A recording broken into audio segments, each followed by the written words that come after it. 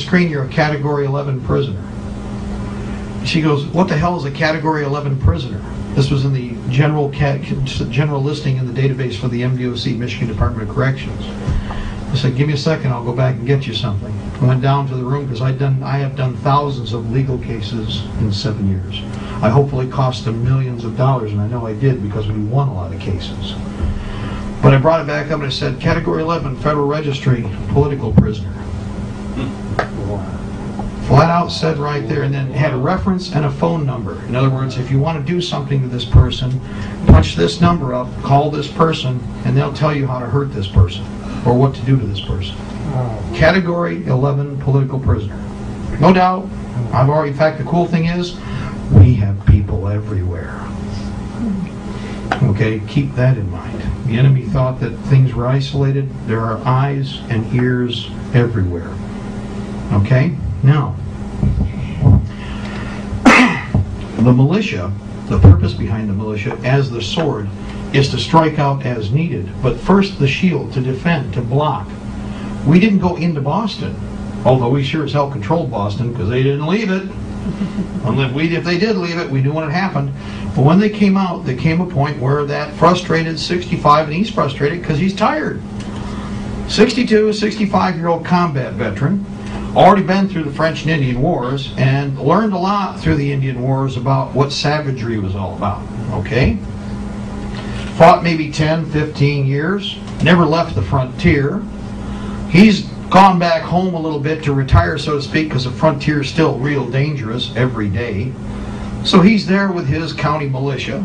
In fact, he was from Lexington, somewhere around the Green.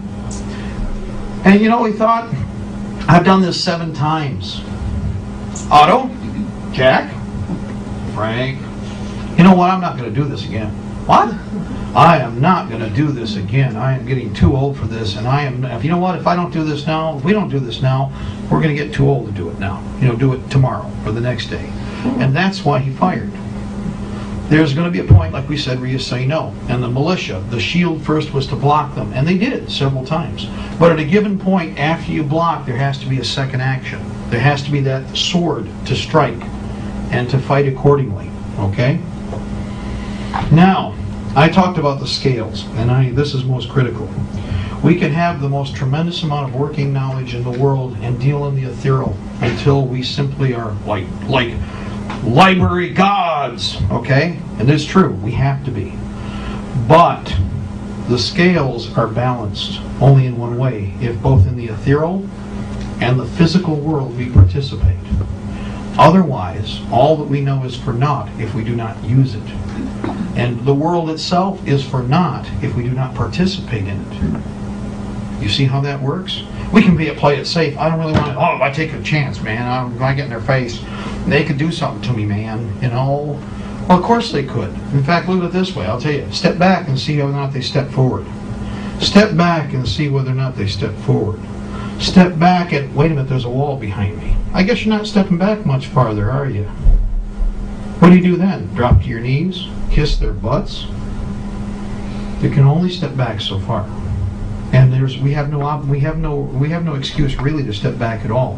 Here's one of the problems. We're so used to this that retreat becomes a policy. Instead, try this. Step forward. Watch and see what happens. Step forward. There's a term, rise up and shine. Okay? Rise up and be like the sun. Rise up and be like light. That's the key. That's why we need to do what we need to do. Okay, now I made up this graphic not having any idea what he was going to be talking about, but just to bring a point out, because there's another thing that's going to be available tomorrow night for those who might be interested. But think about this for a moment. If you read the Bible, this is in Genesis, and this pretty much corresponds with any other traditional book along the likes of the Bible. Let us make man in our image according to our likeness. So this goes back to the Freedom School thought of creator created. And the basic rule there is, the created can never be greater than its creator. And let them rule over the fish of the sea, over the fowls of the heaven, over the cattle and all of the earth, and every creepy thing That's the way it was written. I tried to find a different translation that didn't use the word creepy, but they all use creepy. So, but do you notice what's missing here? There's two different points that this thing really makes. Some of you were here when Al Adask made his presentation. Al Adask right now is looking into and opposing the idea of words in statutes that say something to the effect of man and other animals. Oh, that's only, that gets into the whole issue. That ties right in with something that again, I know people want us to talk about a number of different subjects, and we'll touch on that real quick. Understand what I said earlier about the idea about you being perceived as property.